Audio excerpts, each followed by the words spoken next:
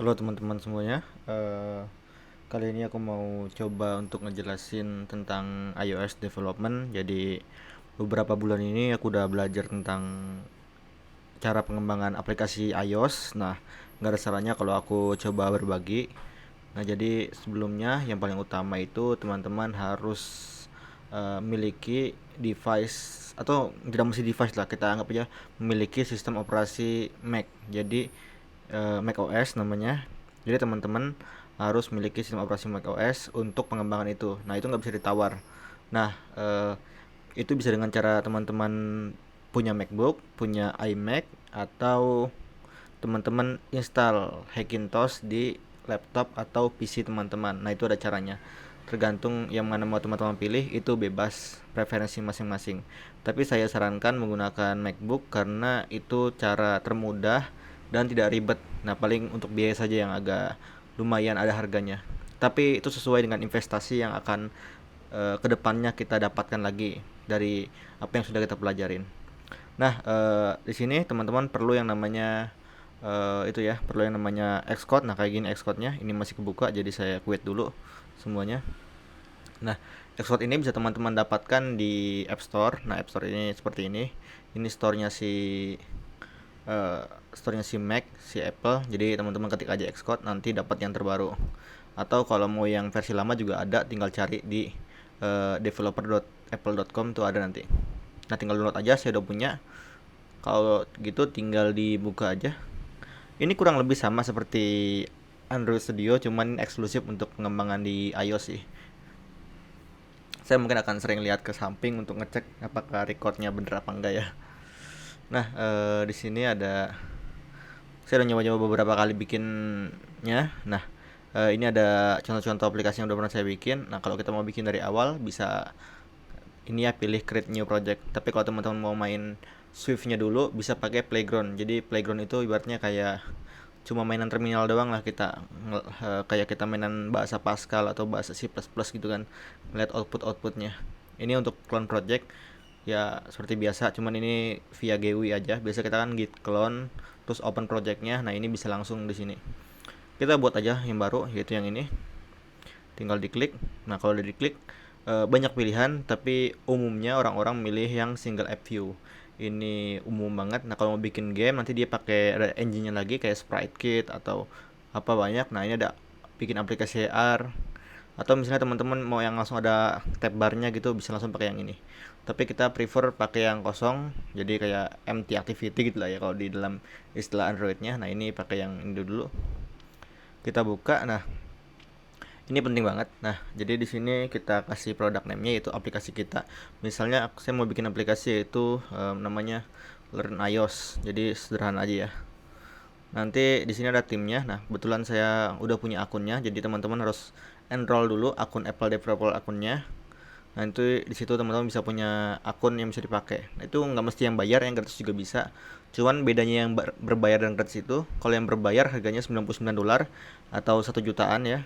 Nah, itu bisa buat upload ke App Store. Tapi kalau yang gratis ya cuma bisa buat pakai-pakai aja ya. Sekedar untuk menggunakan Xcode. Nah, setelah itu teman-teman pilih organization, ini isi ya organization name-nya. Ya, isi aja dengan nama sendiri. Nah, ini saya pakai nama-nama sendiri aja biar gampang. Terus bahasanya Swift. Ada dua bahasa, yaitu Objective-C juga ada. Ini beratnya kayak Java dan Kotlin gitu. Cuman kita pakai yang terbaru itu Swift karena ya titik komanya nggak ada. Itu lebih enak aja. Untuk user interface sekarang sudah ada dua, yaitu Storyboard dan Swift UI. Eh, kita pakai Storyboard dulu karena Swift UI ini bagus, sangat-sangat baik, tapi dia hanya support di iOS yang terbaru, yaitu iOS 13. Jadi teman-teman kalau pertimbangkan lagi kalau mau pakai. Kalau usernya emang orang-orang baru, orang-orang milenial yang mungkin punya HP terbaru, bisa pakai aja. Tapi kalau usernya buat semua orang gitu, yang masih pakai iPhone 5, iPhone lama gitu, tetap pakai storyboard pertimbangan ya. Ini core data ini biasa kita pakai untuk database-nya, jadi SQLite-nya itu. Tapi ini lebih dari SQLite, dia lebih bagus. Ada ORM-nya juga.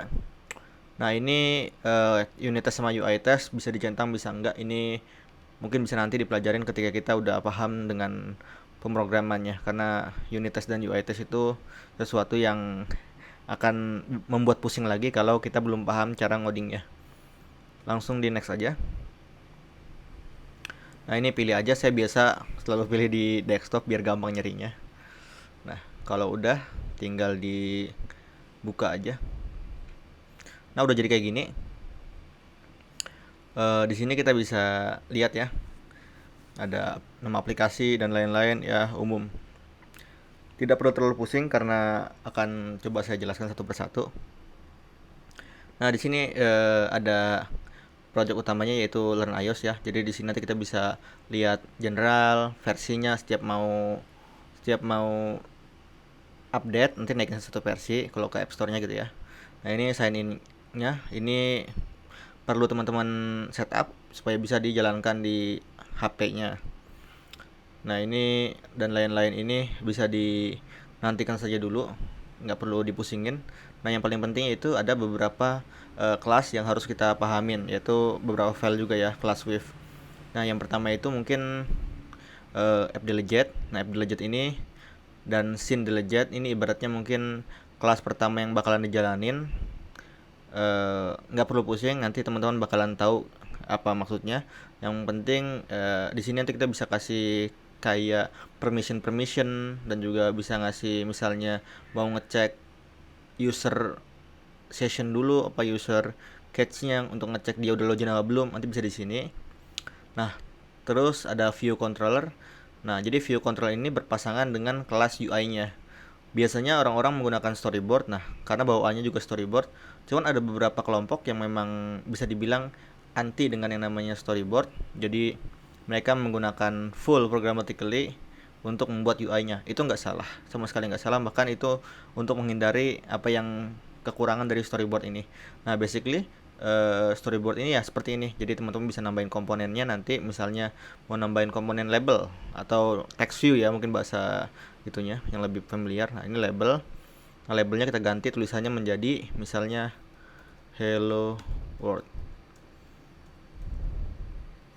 Nah, ini hello world kita taruh tengah. Ingat ya, kita taruh tengah sini. Nanti kita lihat seperti apa jadinya di dalam sebuah device atau di emulator ya. Selanjutnya ini kelasnya. Nah, kelas ini selalu berpasangan. Jadi biasanya berpasangan pada defaultnya, tapi kalau kita init lagi kelas yang baru atau storyboard yang baru, view controllernya dia bakalan kosong. Kita harus init manual lagi dengan kelas view controllernya. Tidak perlu bingung, nanti dibahas di sesi selanjutnya. Kita kenalan dulu aja. Nah, di sini ada kelasnya ya, view controller, yaitu berpasangan dengan yang ini. Nah, kalau teman-teman perhatiin, kita udah bikin ininya, hello world-nya. Tentu kita mau tahu gimana cara dia jalannya. Tapi sebelumnya mungkin saya jelasin dulu yang lain, yaitu ini aset. Nanti teman-teman bisa taruh aset teman-teman di sini. Kayak contohnya itu icon, atau teman-teman membuat aset gambar-gambar ya untuk keperluan di dalam aplikasinya, taruh sini aja. Selanjutnya launch screen. Nah, launch screen ini halaman splash screen-nya gitu ya, yang halaman pertama diluncurkan. Misalnya ada logo teman-teman, untuk logo aplikasi taruh sini aja. Biar nggak putih-putih amat kan, kalau putih doang kan kayak loadingnya lama banget gitu ya. Selanjutnya nih info playlist ya, ini seperti manifest mungkin ya. Jadi ini untuk permission, settingan-settingan launch screen dan lain-lain ada di sini ya. Bisa dicoba-coba. Nah, kita coba dulu untuk menjalankannya. Kita coba jalankan di iPhone 11 ya. iPhone 11 emulator di run aja. Jadi pilih HP-nya apa, iPhone 11, lalu kita jalankan dan kita lihat hasilnya.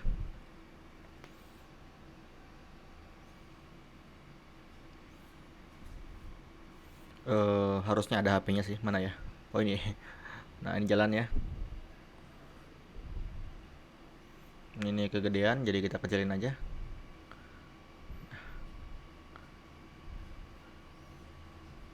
Agak lama, harusnya muncul si ininya ya, si tulisan hello world-nya. Nah, muncul ya hello world-nya. Tadi agak lama. Udah muncul, tapi kalau kita lihat-lihat kan hello world-nya kan di tengah nih ya. Coba kita jalanin di device yang lain, misalnya di iPhone yang terbaru, yaitu iPhone SE second generation ya. Ini iPhone yang sudah sekolah. Jadi kita lihat, nah ini iPhone SE. Kita lihat juga di sini ya, biar sama, biar bisa ngebandingin.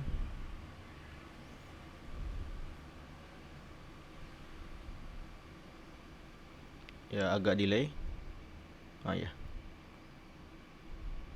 Nah di sini dia nggak di tengah ya, kayak di bawah gitu. Nah ini terjadi karena kita membuatnya di iPhone 11. Jadi kalau kita lihat di iPhone SE-nya, maka akan berubah. Ya, kita lihat aja sini, iPhone SE second generation, maka dia akan berubah ya. Nah caranya gimana biar dia tetap? Maka kita harus atur constraint-nya. Constraint bisa diatur dengan cara teman-teman klik tulisannya, lalu teman-teman pilih yang ini ya, jadi atur constraint-nya. Misalnya mau di tengah-tengah, berarti bisa lewat sini, tapi ini kan mainannya dia constraint ke marginnya. Tapi kalau memang mau tengah-tengah banget, bisa yang sebelahnya ini, jadi dia horizontal dan vertikal. Oh, harus diklik dulu ya. Klik dulu elemennya mana, baru klik horizontal dan vertikal, terus add constraint.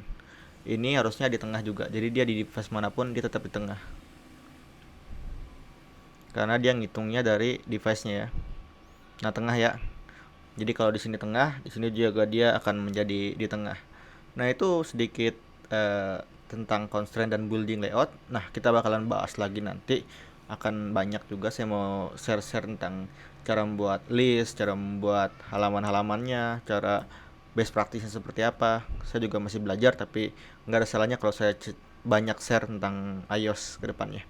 Saya juga akan tetap share tentang Flutter dan juga Android jika saya masih sempat ya. Oke, itu dulu. Semoga bermanfaat. Eh, Jika ada pertanyaan atau request tentang tutorial, ya langsung aja ditulis di kolom komentar. Terima kasih. Sampai jumpa di video selanjutnya.